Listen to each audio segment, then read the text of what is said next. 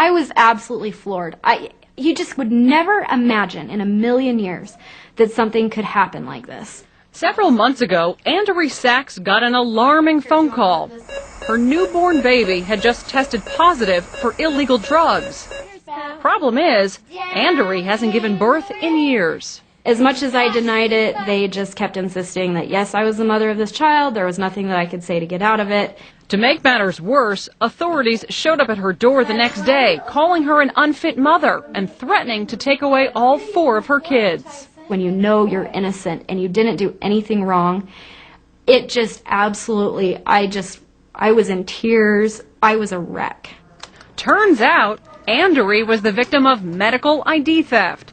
Someone had stolen her driver's license, walked into a hospital, and had a baby, leaving Andrea with a $10,000 bill and a fight to clear her name. Do you think it's a big problem? It's a huge problem. Chris Dorn is a fraud expert with Ingenix, a company that tracks medical ID theft cases. He says victims have more worries than just fraudulent doctor bills. Your medical records can also be altered, with the crook's information substituted for your own. Inadvertently, your blood type can be changed, your medications that you're on that can be changed, your underlying medical conditions can be changed. Which can be life-threatening. Certainly. That's a scary thought. It is. To crack down on the problem, some hospitals like this one outside Hartford, Connecticut, are now asking patients for proof of identification. Could I get a driver's license or a photo ID and your insurance card? Administrators say the policy went into effect after a rash of medical ID thefts, and it's working. About 2 to 3 times a week we have patients that come in, then when we ask them for the ID, they'll say it's in the car, go out to their car and don't return.